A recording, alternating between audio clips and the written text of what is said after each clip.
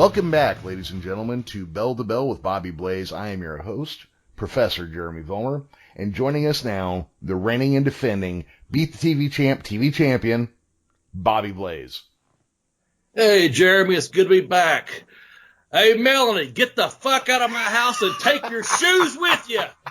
I'm going to tell you, Jeremy, it ain't easy being a swinger. Oh. You know that old saying here, pimping ain't easy? I'm going to tell you, swinging ain't easy, man. That's right, so that's right. I get me a little side piece every once in a while, so I get this chick, Melanie. She comes around, hangs around, and, well, I go, she goes, come and go. You kind of do your own thing. Don't be tied down, whatever. I go play my damn lottery, go up there and get my pick 3, pick 4, the story there. So we come back in, and she's waiting on me. I'm like, fuck, this can't be good, I'm sure, because she's got that look. You know how the women get that look, something's up. And there's Melanie, and I come in, and she's like, I'm so fucking mad right now. Yeah, she talks like that, too. And she said, I said, what's wrong? She goes, I want you to go down there to the shoe store, and I want you to kick that shoe salesman's ass. And I said, what? What are you talking about? She said, I was down there at the shoe store, and that shoe salesman, he told me, what he told me? He told me he could eat my pussy full of ice cream. And I said, are you fucking crazy? You want me to go there and kick his ass for telling you he could eat? I said, listen here. She said, you ain't going to do it? I said, no. She said, give me a good reason. I said, I won't give you one. I'll give you 3 good reasons why I'm not going there and kicking his ass. Number 1, I've told you every time you leave his house, you should have your fucking panties on. And number 2, you got enough damn pair of shoes. And number 3, anyone that can eat that much ice cream, I ain't fucking with them. So, Melody, get your shoes and get the fuck out. That's goddamn. Oh, shit. Jeremy. Bobby, you're killing me right off the start. There you go. You want an opening, there's your opening. Holy shit. shit. I got Herb out there at the radio. I got Melvin out there at the fucking wheelbarrow, and I got Melody with her damn shoes. Goddamn. This whole thing's starting to remind me of the 1980s. I'm like, I want to do a bunch of blow and sleep with a lot of girls named Stephanie right now. It's the weirdest goddamn thing. Well, shit. welcome to the show, people. Yeah. This is episode number 39. I don't know how we're going to top that. No, we're not going to. It's just going to boom, chop. It's, But hell, when Melody's around, that's what you do. That's right. Who knows who'll be around next week?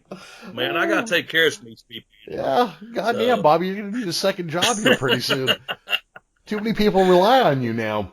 Oh, shit. Oh, anyway, all right, well, this is our... You know what? There's a big show next week, Jeremy. There is. A big professional wrestling show. It's probably the biggest show of the year. Well, no, probably it is. It's the extravaganza, man. It's WrestleMania, 35. So this week's show, because you're still over laughing, it's the best of like WrestleMania moments as brought to you by Bobby and Jeremy, or Jeremy and Bobby, and also Tex had some input on it. Yeah. And so also I wanted to say on the Twitter thing there, if people use the hashtag BBBB and go to the Bell to Bell Blaze on Twitter, or to the Geekish Cast and get Jeremy, or to Bobby Blaze 744 to get me, you can interact too, man. Tex is just a part of this, and he's been a huge part here lately. So you too can contribute to the show. So it's not always that we're giving Tex shout outs, but he's a member, man. He's down in the boiler room, as you heard last week, throwing out that Freebird rule. And if you haven't listened to it, you need to go back, because it's a pretty damn good episode where we done the top 10 tag teams. But WrestleMania is next week, April 7th, so we thought we'd just throw together some of our best moments between Jeremy, Tex, and myself, just some times that I'm sure everyone out there has a different top 10 than what we do, but, that's what we do. A lot of room to play around here. Damn our right. top 3 spots, it probably could be a top 5, actually. I think I mentioned to Jeremy earlier. Any of those top 5 we come up with probably could have been number 1 in someone else's book, and then again, you may have your own, and that's cool too, but we hope you like ours. Jeremy, tell Melanie to get her fucking shoes and get out. We got a podcast to do. I think you got a couple books to plug, and we need to get this thing on the road. That's right, by God. Well, everybody, we do this show every week, or almost every week, except when I get my head really far up my ass. And one of the reasons we are here is because Bobby is a hell of a storyteller, and he's written these stories down, so you can check them out. You can get his first book, Pin Me, Pay Me, by going to tinyurl.com/blazebook1. You can get a second book, I Kicked Out on 2, The Education of a Wrestler, by going to tinyurl.com/blazebook2. Doesn't cost you anything extra. You just get in, get your book, get out. And if you haven't bought it yet, there's something wrong with you. I don't know what's going on over there, but buy a damn book already. We say this every week, and I don't know what's wrong with you. Maybe Melanie's shoes are taking up too much space in your closet. Well, throw her and her goddamn shoes out, and now you got room for books. There you go. That's exactly right. Oh, man. You got any shout-outs or anything for this week, man? Oh, you know what? Here's going to be a rare one, Bobby. Okay. I want to give a big-ass shout-out to Vince and Linda McMahon for creating WrestleMania. There you go. Nice. Damn. I'm jumping all the way in, man. I'm living life to its fullest these days. Here's the thing. I'm very critical of the WWE and their product and the things they've done to pro fucking wrestling, the sport of which I love. But you gotta give the devil their due sometimes, man. If there weren't WrestleMania, wrestling would have never gone mainstream, and, we wouldn't have Slim Jim commercials and shit like that. So I want to, is it doffing? When you tip your cap? I tip my cap to the McMahons and what they've done in professional wrestling without regard for what they've done to professional wrestling. Well said. Yeah, I like that. Yeah. Right on, man. I can't believe it, but I do. Yeah, I know. Man, I can't top that. I just, I agree with you. That's a pretty good shout out right there. I've just got one here. It's tied into WrestleMania. I'm going to give a friend of mine from up in West Virginia. He's originally from Pennsylvania. Joe Fralick.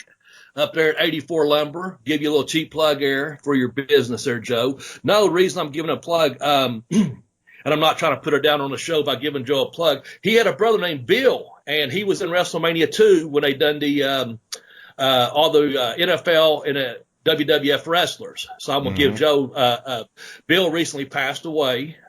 He played the NFL. WrestleMania 2, when they took place, one of them was in New York, one was in Chicago, and one was in LA. And the one that was in Chicago had the 20-man battle royal. And Big Bill, I think he was playing for the Atlanta Falcons, and I could be wrong. I think it's Falcons. And anyway, when I met Joe a few years back, and he was telling me that story, and that's a connection we had. I know he recently passed away, but I want to personally give my condolences to Joe, which I've done, and now I'm doing it publicly. But give him a shout out because he got a good group of guys up there in West Virginia that listen to our podcast. And hey, I'll be in West Virginia April 13th, by the way, in Madison, West Virginia for All-Star Wrestling. I'll give that a quick plug. And I know Jim Cornette will be there, Rock and Roll Express. Rip Rogers will be inducting Jim Cornette and the Rock and Roll Express into the ASW Hall of Fame.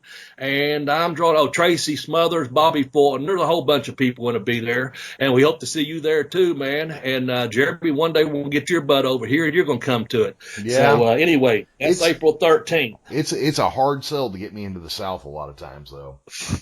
I had to go it's there. A hard sell to get me out of it. Yeah, I had to go to Mississippi when my grandfather died, and I had about enough of it in an hour and a half. But, shit happens. Anyways, Bobby, so we are here talking WrestleMania today. Yes. I hope you like those shout-outs. Yeah, well, let's dive right in. Let's talk about WrestleMania. Our number 10 spot is going to be WrestleMania in general, WrestleMania number 1. What do you remember about WrestleMania? Man, I tell you what I remember was all the obvious, all the publicity around it. I was actually in Baltimore at the early part of 1985, and I came home on March the 15th, and I won't forget that because that's my brother's birthday.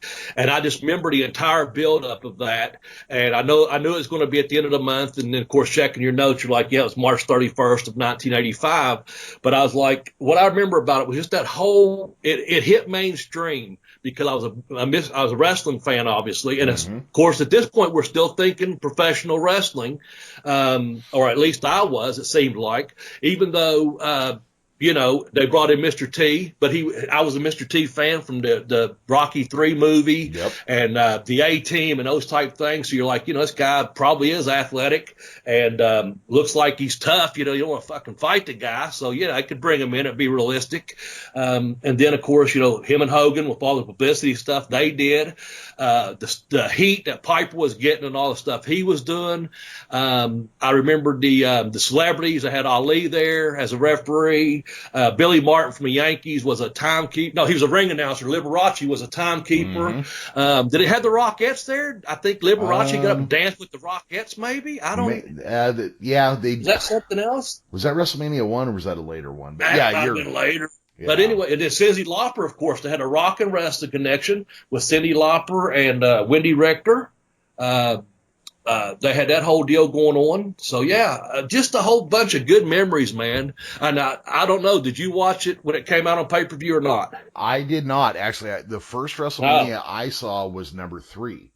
Myself as well. That was the first one I saw was number 3. Well, and you got to remember, number 3 was the first one to really be on pay-per-view. Before that, it was closed circuit and things like that. Yes.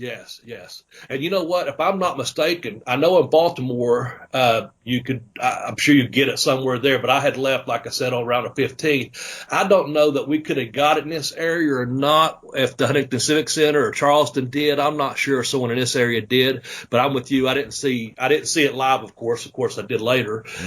But we all knew that's when it was mainstream. It really hit mainstream because you knew. I don't even know if there's the next day or a couple of days later. I don't even think you had to wait for the magazines to come out to know what the results were. I mean, people were talking about it. It was like the Super Bowl. Yeah. Yes.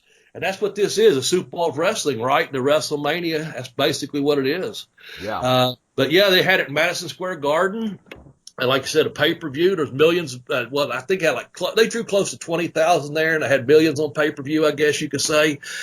I would imagine at that time, was that worldwide or just throughout the U.S. closed circuit? I think it was just the U.S. I would have to go double check, but I think it was just the U.S.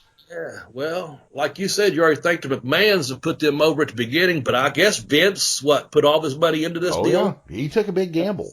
He literally took all the cash he had on hand to make this happen. And he did it. Yeah. Look, I mean, I shit on them quite a bit. But I gotta give them credit, man. This was a thing. This was like a big deal. They had a product, they believed in it, they gambled on themselves, and they won. Yep, you're right, man. You're right. And of course, everyone knows, if you don't by now, I guess they've been living underneath of a fucking rock or whatever. But as I mentioned, it was Hogan and Mr. T, and they did win the main event over Orndorff and Piper. Yep. And so that was a big thing, man. And with that said, we're going to jump in. Do you have any more things to say about number 1? And I know you guys out there in podcast land, man, hit us up. Let us know about it. If you like our list, that's cool. Let us know what's on your list. I like hearing as you and I was talking off the air a little bit, just for a brief moment. We talked about just being professional wrestling fans, and you could be talking to your brother and he rattled off 30 different things. I talked to my friend who said he don't watch it that much, and he rattled off 2 or 3 different things. Hey, how about this? And I'm like, yeah, I've already got them, But it's one of those things where people you can mention anyone about WrestleMania, and I guarantee you can come up with 100 different top 10 lists, 100 different ways. That's right. So, but let's go to number 9. How about that? All right. Number 9 is the TLC match from WrestleMania 17. Yes. I say often that, tag team wrestling hasn't been much of anything for 20 years. But you know what? I forget about Edge and Christian and the Hardy Brothers. Man, I do. I forget about them. And this was a holy shit match. I mean, that's your note on it right there. So it came from Tex. He said he was legitimately screaming "holy shit" over and over on that one there. Yeah. The thing about that one, I remember watching it. I did watch that one. And that's a lot of these on here. Most of them I did see. That's why they're on here. And I think obviously, you and Tex did as well. We kind of put it together. But the thing about this one here, I watched it because my brother was going up with his family. They were going to the Raw the next night. So I had actually ordered a pay-per-view because one of my uncles was in town. And so just so happened I got to see this match, because I was watching the WrestleMania, and I popped huge, man. I was like, holy shit myself. It's one of those moments when you see something, you just know, like, that's good stuff. There's no disputing it. And, yeah, I guess so. People probably don't realize what a good tag team the Hardy brothers are. And Edge and Christian, man, I wrestled both of those guys when they was first breaking in. I wrestled for them up at Cleveland All Pro Wrestling, and you knew then they had something special about them. They just had a few matches, but they were pretty savvy about what was going on. They had a young guy, Johnny Swinger, was breaking in with them. Ended up working with him in WCW a few years later. But Edge and Christian had that little something about them, man. I don't even know if they had 10 or 15 matches, but you knew they had something special about them. Timing, respect. You knew that they was going to do something. I think Christian was Sexton Hardcastle, maybe, or maybe that's Edge. I mean, that's one of their names. That's when he was doing a Sexton Hardcastle thing. Anyway, it's good to wasn't a WrestleMania moment for them in Cleveland that night, but I'm sure it wasn't a WrestleMania 17 moment for me, unless them two, when Edge is spearing Jeff Hardy, I guess I was glad to be home and in comfort of my own living room. Yeah. You know what I'm saying? Well, I don't want that damn spear. Well, we know you took one of the hardest spears on the planet. Oh, yeah. And, Edge's spear, I mean, that one looks amazing, but a lot of times when you watch his spear, it looks like he gently caresses them from the air to the ground. And I'm just come on, dude. And then you go watch the one you took, you got hit by a fucking truck that night. Yeah, big bully Mack truck just come right through me, man. Yeah. So, knocked me right into number fucking 8. Yep. Which is WrestleMania 30 as a whole show, man. And I guess the reason I like that one is because it was 30. That's a special anniversary, I think, in anything. Not that 10 or 15 or 25 or whatever, but WrestleMania, 30 years of that, man. Yep. And I actually ordered it. I was telling you a little bit off the air there. I ordered it, and I guess it kind of bridged the gap between all of them, 1 and 30, because I had missed a couple. I'm not going to sit here and bullshit people. And you know our deal. We don't do that anyway. Yeah. But that was in New Orleans. I knew my friend was coming over. My son was here, and my youngest one, a couple of his friends that went to school. So I didn't have like a big full house full of people, but I had about 10 people here, and it was a really, really good time. And there's a couple moments we're going to talk about throughout this show. But, that one there, I'll tell you what I popped on. Of course, it's in New Orleans. I like that. But I liked when Hulk Hogan was in the ring, Stone Cold was in the ring, and The Rock was in the ring. And they didn't do anything but talk, man. But I just thought, man, there's 3 of the most over guys in the business ever. The 3 biggest stars ever produced from wrestling, right? Yes, there. Yeah, right there. And that's what I popped for, man. I love that. Of course, I wrote this little note here. Cesario slammed a Big Show. That's foreshadowing there for people out there in podcast land. But, of course, Daniel Bryant was the yes, the whole deal there with Triple H. And I really liked that because I liked Daniel Bryant because I saw him once in Memphis, I guess it was Memphis Pro when he went back and had to train with Memphis. He was working with Steve Regal, some good matches. I knew he had been working, I think Dean Malenko was one of his producers at one time, so I kind of knew that because he originally wanted to go to Dean's school, to Malenko's school in Florida, but I guess he went to Shawn Michaels' school in San Antonio, and he's a tremendous performer, though, man. And they pulled off a hell of a good match because you got this. You say small, but he's actually a pretty big guy going against, Triple H is huge, friggin' monster. And they put it together just right. It was just, it's just one of those things, a good memory to have, man, that you're sitting there watching, enjoying professional wrestling, man. It is what it is. You got to keep it separate, but you don't, Oh, absolutely. So, well, those guys are all, just raw talent that Daniel Bryan or whatever name he's wrestling under, whatever. He is a wrestler's wrestler. He is all fucking go, He really is. And he's one of those guys, he's better on a mic than Malenko was. But he's one of those guys like Malenko where it's just fucking poetry in the ring. Yeah. Just go get him, Yeah. Speaking of going to get them, what you can do is go to the YouTube channel. You can find some Daniel Bryant type or Bryan Daniel type matches on there at our YouTube channel. You may not find his, but you'll find our top 10s. And that YouTube channel is tinyurl.com/BBBB video. And we've got a video, Jeremy, that has hit 110 110,000 views. 110,000. That's a lot. The most legitimate badass guys in professional wrestling. Number 8 was Paul Orndorff, and that video has 110,000 views, man. We just hit 3,200 subscribers. So tell your friends, tell your neighbors, tell your loved ones, tell all your wrestling buddies and junkies, hey, go to the Bobby Blaze, Jeremy Vilmer, Tex, Cheap Heat out there, Tex. Go to your page. It's tinyurl.com/BB video, and you'll get some good videos. I think we're going through the Valentine's Day right now, the way it looks like Texas counting it down. And so there's some love letters on there with Jeremy and myself talking about some of the lovely ladies of professional wrestling, which we'll be talking about here in just a little bit. Mm-hmm. But anyway, there's your cheap plug for the YouTube channel, Jeremy. So unless you have anything else to say about that, let's move on to number 7. Number 7, Ronda Rousey. And last year, yes. It was Rousey, Angle, Stephanie McMahon, and Triple H, right? Yes. What a pop she got, man. What a pop she got. Wow. Yeah. Well, there's, Ronda Rousey is one of those. I mean, she's like Kurt Angle or, Brock Lesnar. I mean, she's like a legit badass that lends her presence lends a lot of credibility to pro wrestling.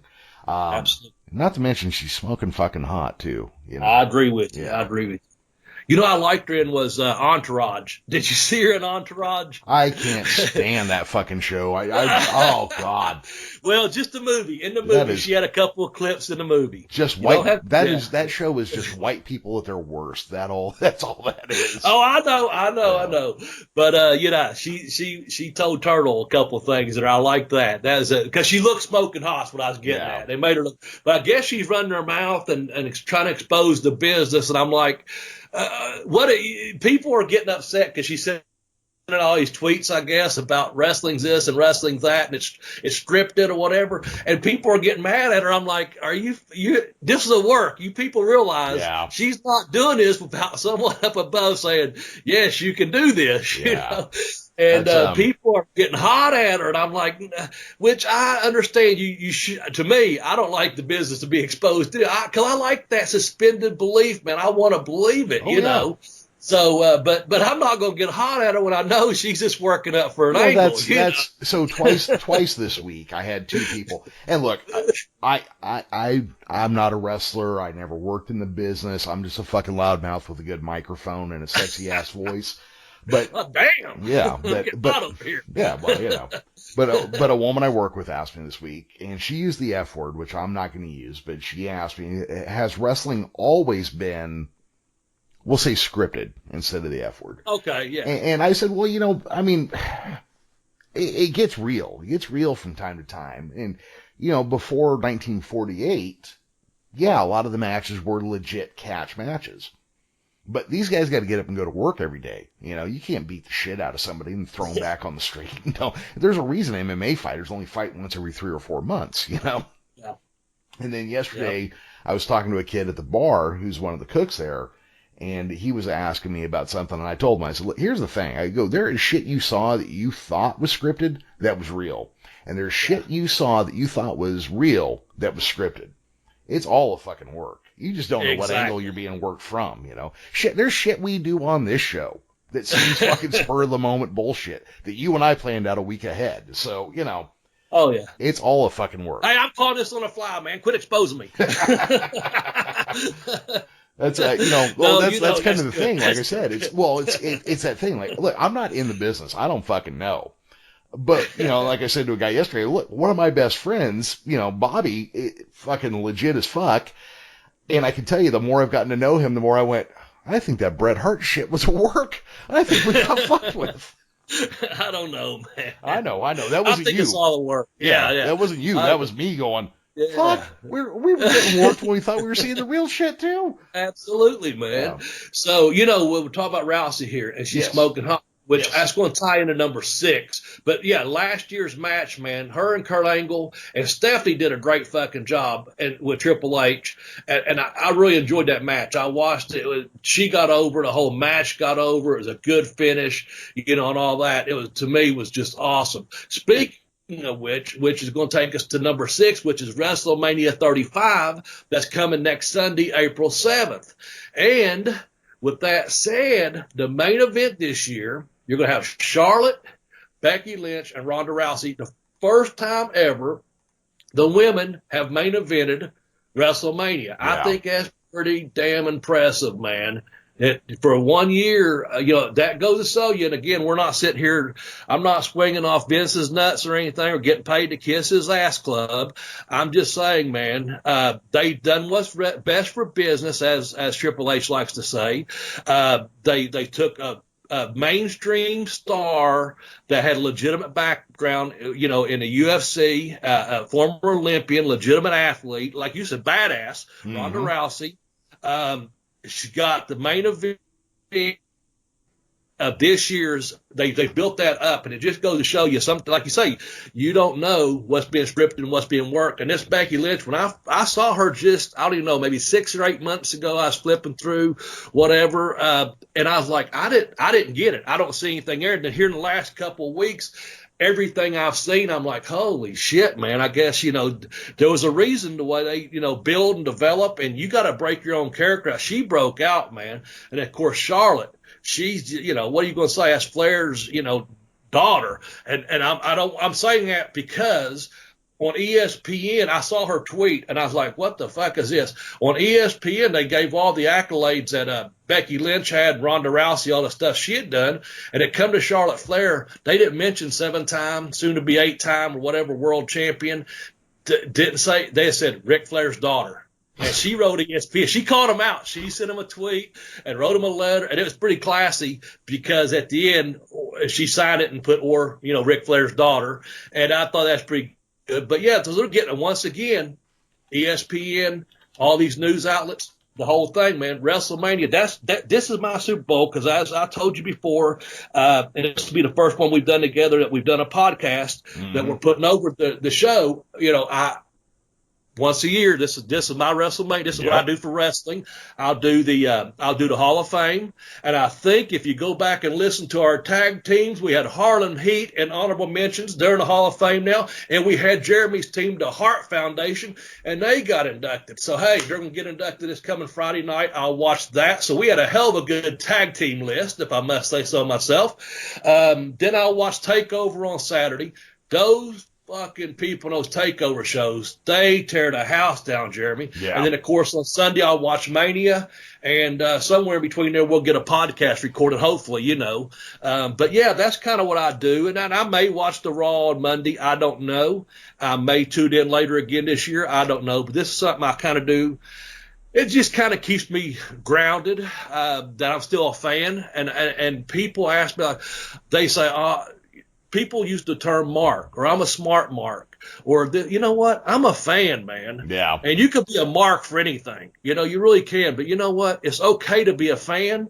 And if you want to consider yourself a mark, or you want to say, oh, no, I'm a smart marker. You want to say, well, you know what? You was in a business. You kind of know what's going on, whatever. That's fine. But you know what? I'm a fan. Yeah. And I'm not saying I'm going to enjoy every fucking match, But you know what?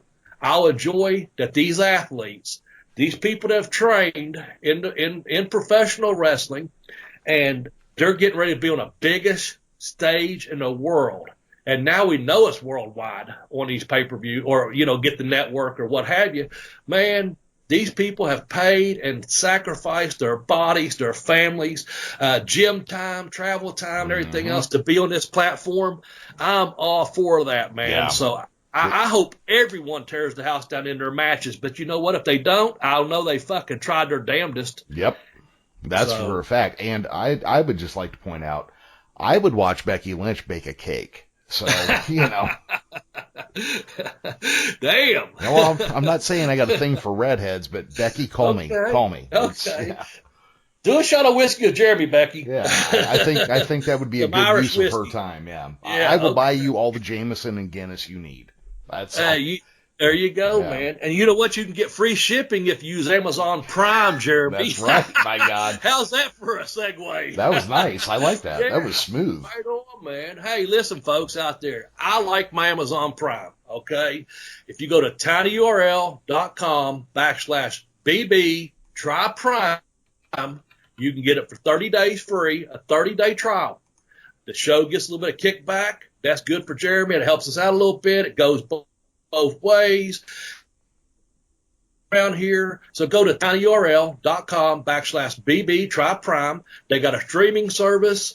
I watched some of it. I've said it before, that the Amazing Madam Miss Maisel. Mm-hmm. I like that. There's some other stuff. But one of the things I like about having Prime is the free shipping. I read a lot of books, and I get free shipping on those books. And I like that. And there's a lot of things that you get free shipping on.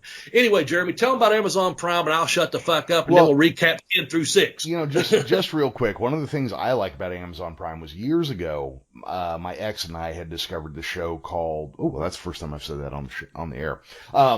Corner Gas, a amazing Canadian sitcom, is now available, every season of it, plus the movie they did, available on Amazon Prime. That alone is worth it. It is one of the funniest, wittiest shows you will ever see. My ex-wife and I actually have gone to dinner with one of the stars of the show and his wife. Lovely people. Yeah. You know me, Bobby. I love the Canadian people. Yeah, I know. Yeah, but browbeat them one day and had to fucking apologize to the whole country. I know. I still have to send off another letter, but you get great streaming shows and movies and originals and everything on Amazon. You get the free shipping. This gives you 30 days free to try it out. If you haven't tried it, I highly recommend it. I practically live on Amazon TV. What's that? The Amazing or the Marvelous Miss Maisel? Marvelous, yes. I said amazing. It's marvelous. My bad. Fantastic show. Lenny Bruce is the guy who plays Lenny Bruce on there is so dead on that I can't tell that's not Lenny Bruce, and he's one of my all-time favorites. There you go. Yeah, and the lady who stars on the show is gorgeous, so it's worth watching just for that. Yes, it is. It's a hell of a good show. Yeah. But all righty then, man. Let's review these top 10 with just our WrestleMania we've done. I'm going to give you 10 through 6. Then we'll get into our top 5 and get down to the nitty-gritty of our special WrestleMania special, whatever you call it, special WrestleMania moments or what have you. Brought to you by Jeremy and Bobby and the Bell to Bell with Bobby Blaze podcast. Number 10 was just generally WrestleMania 1 and overall WrestleMania. Number 9 was the tables, ladders, and chair match at WrestleMania 17. WrestleMania 30 took over the number 8 spot. That led us into number 7 and 6, and that was mostly Ronda Rousey, Kurt Angle, and Triple H from last year's, and Stephanie from last year's WrestleMania. And that takes us to number 6, which is this year's WrestleMania, taking place next Sunday. Becky, I want you to call Jeremy. Y'all have a shot together. Ronda Rousey, she's in the main event, along with Charlotte Flair, and that should be a hell of a main event this year, the women headlining next Sunday, April the 7th. And with that said, Jeremy, how about leading us down a pathway to number 5 as we break into our top 5? And people, let me say it, these could be interchangeable. Well, I was going to lead into this one. I was going to say, yesterday I'm standing in a Target with my brother, and I'd say, hey, we're recording our top WrestleMania moments. He goes, well, Heartbreak Kid versus The Undertaker's got to be number 1. I didn't have the heart to tell him, Bobby, but it only came in at number 5. Shawn Michaels versus The Undertaker. Yes, WrestleMania 26. It was a hell of a good match. Undertaker went on to become the winner and stay at 18-0, or move up to 18-0, I should say, with that victory. But, man, what a fucking phenomenal match that was. I think Undertaker flew that match, man. Did he do the big dive over the top rope? I'm pretty sure he did, yeah. I think Michaels did one. I think the Undertaker did one. I mean, you got guys 6'10", 320 pounds diving over the fucking top rope on someone. You got Shawn Michaels, doing what Shawn Michaels does, and I guess that really ought to lead us to number 4, don't you think? Well, we might as well go to number 4. Yeah, tie it all together, man, because Shawn Michaels in that spot, too, and there's a reason for that. Yeah, so this is Shawn Michaels versus Ric Flair, the I Love You super kick. Yes, I'm sorry I love you. Yep. And, he gave him that super kick. I watched WrestleMania 24. I did see that one because I am a Flair fan, as you know. But I watched it again. I always throw these in here. My brother was in town at that time, and my uncle was in town. And, our kids were all younger and stuff. But we watched it because we were together. We were all wrestling fans growing up. My uncle's actually right around my age, believe it or not. So it's a crazy situation. But anyway, three guys, we watching WrestleMania, with their kids. It's a big deal. So I remember that one. Plus, we was all Flair fans, and Shawn Michaels, here he is back to back. The only one I think on here, I could be wrong, we'll see, that got 2 spots taken up, and that's why he's called the Showstopper or the Showstopper, whatever, because he's had these shining moments throughout the years in all these WrestleManias. I mean, I know people's out there going to say, oh, what about this? What about that? Yeah, he's had all kind of different matches. We just picked a couple, folks. We just picked a couple.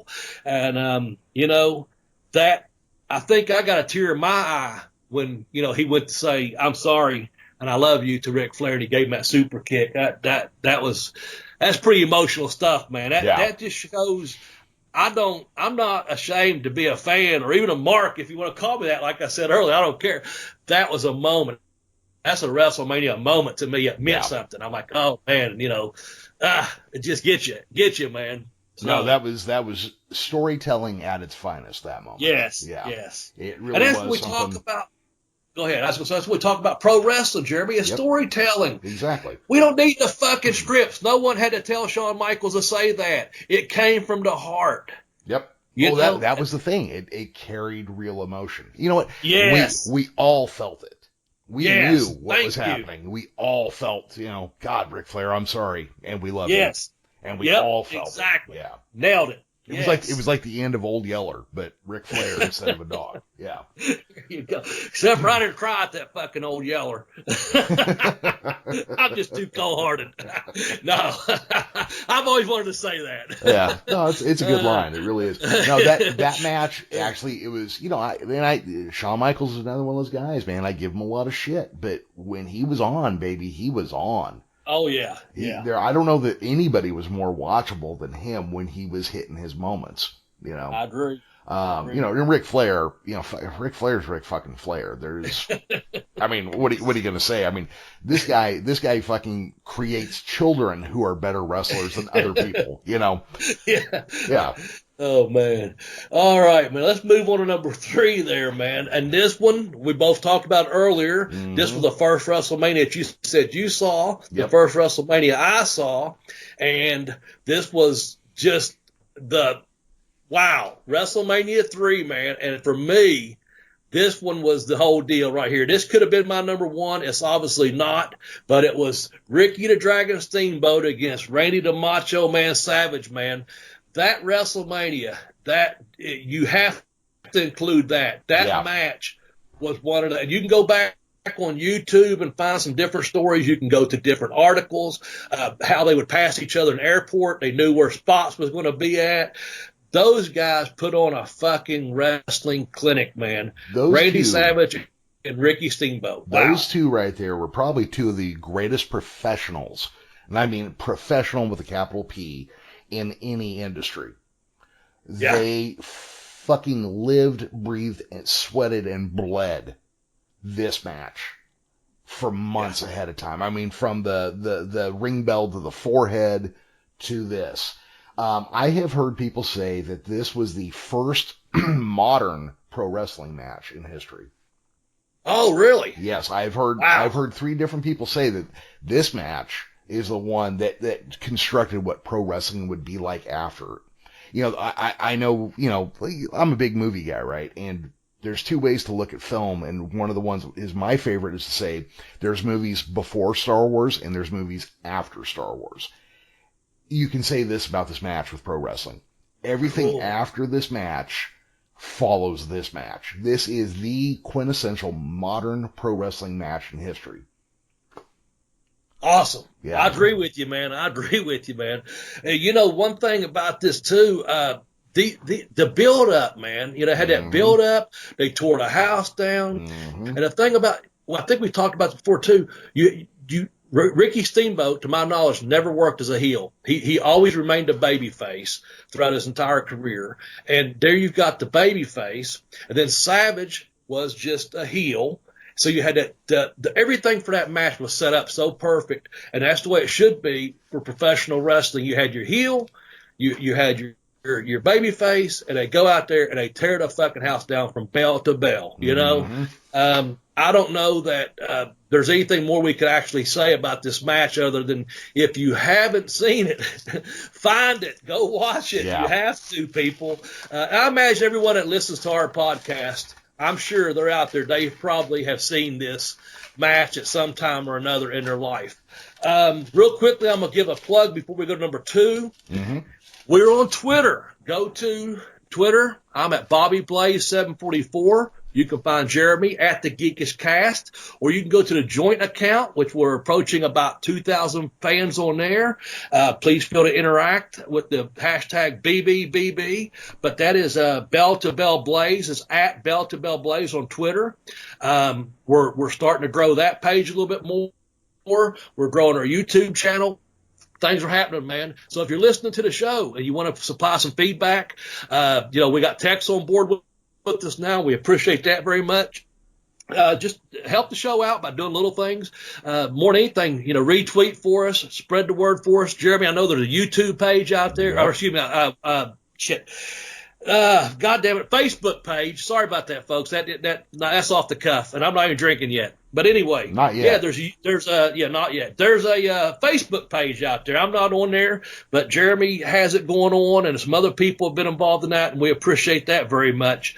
And that's going to take us down. We only got 2 moments left. We've got just a little bit of time left because we like to do our podcast under an hour. So we got a 60-minute time limit or less, and we're approaching about 40 minutes, Jeremy. So let's just take a couple of moments to talk about number 2 and ultimately number 1. All right. Well, number 2, and, I know it had happened before, but for the history books, this was the only time it ever happened. Hulk Hogan slams Andre the Giant at WrestleMania 3. Yes. And holy shit, was that something to see. I mean, there's a rule, Bobby, and you can tell me where I'm wrong, but you never take a big man off his feet, right? Right, yeah. Well, who's bigger than fucking Andre, baby? Right. Nobody. And no one was going to do it unless Andre agreed to it. Yep. And that was the whole thing, man. I guess, you hear the stories now because this happened, WrestleMania 3 is a long, long time ago. But the stories are out there. Okay, 32 years ago. And you got Andre the Giant. If he didn't want to move, you're not moving the big man. And, I guess Hogan's told the story numerous times on these shows. And, hey, he didn't know, he didn't know what Andre was going to do until a couple minutes before the show, Mm-hmm. But being the businessman that he is and being the professional that he was, he just basically told Hogan, go, it'll be all right, And he went out there and took that big slam. And like Jeremy said, folks, we're not here to bust any bubbles or expose anything because everyone that's probably listening to this show right now, myself included, I know – Andre had been slammed many times. Harley Race, there's pictures and videos of him slamming him and other people slamming him and all that. And this is one thing I don't like about, and I'm not going to go on a shit rant about WWE. I'm just saying, as you said, though, for history purposes, this slam here was the one where Hogan slams Andre, a passing of the torch, if you will. Yep. So in history books, well, we're going to say, okay, this is the first time ever that Andre the Giant has been slammed. And that's fine if you know your real wrestling history. That's fine, But don't let your little ones grow up and not realize Andre had been slammed before. I could get that dig in there. Oh, yeah, absolutely. But, yeah, that was a hell of a moment. That was at the Silver Dome. I think they've went back. They were saying, I think, 93,000 people back in the day. I think they've changed that a little bit, and I don't think as much. I think it's like 87,000 or something. I mean, that's still a shit ton of people. Yeah. Shit ton of people. That's what I was going to say. I don't care if it's 85 or 87. And if you say 93, you can do a look out there and say, yeah, there's 100,000 out there. I don't know. Yeah. But, that Silver Dome, man, I guess it just fucking exploded, man, when Hogan slammed Andre. And again, it was really the passing of the torch. There's a lot of sentimental stuff to it, just like we was talking about Flair there. Mm-hmm. It was that whole passing of the torch to the, I guess, modern era of professional wrestling as to where and what direction professional wrestling was to take from that moment on. Well, yeah, it's cemented Hogan as the star of pro wrestling. Yes. And all these years later, it's easy to look back and shit talk Hogan. What, fuck you. He's the biggest star ever. Absolutely. Yeah. Absolutely. It's just, I shit on him all the time, but when the brass tacks come down to it, Hogan was the biggest star professional wrestling has ever created. Yes. One of my favorite stories, and this may be apocryphal, I don't even know, but they were worried that Andre wouldn't do the job. Right. So they made a world title that would fit him, just in case. Oh, man. That's because cool. When you got a man that weighs 500 pounds, and he's as big and fucking ornery as Andre is, if he decides not to go along with it, you're stuck. You accommodate him. Yeah. It's like they say, what do you do when a 200-pound dog starts humping your leg? You let him finish. Let him finish. That's right, man. Yeah. Oh, man. Okay, well, we're going to flash back to the WrestleMania 30 here for number one. And I think if people listening, if they haven't figured out by now on our list, the biggest fucking surprise or craziest moment, biggest upset in the world of professional wrestling. No, it wasn't me beating Jerry the King Lawler. It wasn't 1, 2, 3 Kid beating Hall. Yeah. It was Brock Lesnar beating the fucking Undertaker to break the streak, man. Undertaker was 21-0, and if I could have went to a bookie and betted money, I would have betted that the fucking Undertaker was going over, man. And I'm sitting here and I was telling my friend, yeah, we know who's going to win this one. The kids was, they was excited about it, And when that happened, it just goes, I don't know the guy's name, but it goes to that one shirt. He become a meme or whatever. The one guy's face, man, just his expression. You know who I'm talking about? That chinless open mouth guy? Yeah, that look, man. I think that represented everyone that was watching at that moment when fucking Brock beat the Undertaker, man, to break the streak. To me, and again, we know these top five could have easily been interchangeable. It could have been HBK, over with the Undertaker. It could have been him and Flair. It could have been Steamboat Savage. It could have been Hogan slamming Andre. We went with this one here, man. That was the most shocking thing ever. 21-0, and Brock Lesnar beat the Undertaker. I was blown away. That was daring on their part because you wouldn't figure they would let the Undertaker take that loss. Right. It wasn't time yet. Look, that guy's gonna die in the ring. They're gonna work him every day they can. And that was a thing, for 21 years, 22 years, this guy won every match. I mean, he's Mr. WrestleMania. He won every match that he wrestled at WrestleMania. He is a fixture. I mean, he's like furniture. He's not going anywhere. And then they let Brock go over him. Yeah. Which, here's the thing. Brock Lesnar, I'm pretty sure, could beat the shit out of almost anybody except Kurt Angle. I agree with you. That's probably pretty true. Yep. Yeah. And, I wonder sometimes, like how you don't let your ego get away with you when you're in this sport. Like they could have put Undertaker over him because they had always put him over. But it was something that they didn't. I mean, it really established Brock Lesnar as a super badass when they did that. And that's what makes us watch, and that's what makes us fans of the product, man, and professional wrestling fans, because it is that suspension of belief for that moment. You couldn't believe that Brock Lesnar upset and run the streak of the Undertaker. And man, if I'm just going to say, I'm going to close out here. I see someone coming across my porch through the window. Yeah. And I'm just going to say, if you watch WrestleMania next week, enjoy it, people. And if a girl named Melanie comes by your door, don't let her in. Don't let her in. Tell her and her flip-flops to get the fuck out of there. She's got enough fucking pair of shoes, man. I got to get off here and lock my door, Jeremy, before she comes back. You have a good week and enjoy WrestleMania, people. I got to go get this bitch off my porch.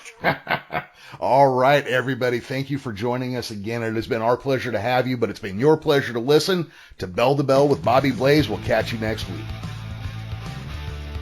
Thanks for listening to Bell with Bobby Blaze. You can follow the show on Twitter at Bell to Bell Blaze. You can also follow Bobby on Twitter at BobbyBlaze744 and Jeremy on Twitter at TheGeekishCast. To purchase one of Bobby's books, you can visit tinyurl.com/blazebook1 to purchase Pin Me, Pay Me, Have Boots, Will Travel. And you can visit tinyurl.com/blazebook2 to get I Kicked Out on 2, The Education of a Wrestler. To donate to the show's podcast hosting fees, you can visit gofundme.com/Bell to Bell podcast hosting fees. Be sure to include a hyphen in every word in Bell to Bell podcast hosting fees.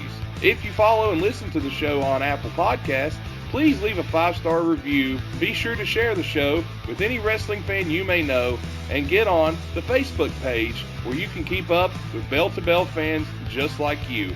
Again, thanks for listening to the program, and look for the show again next time.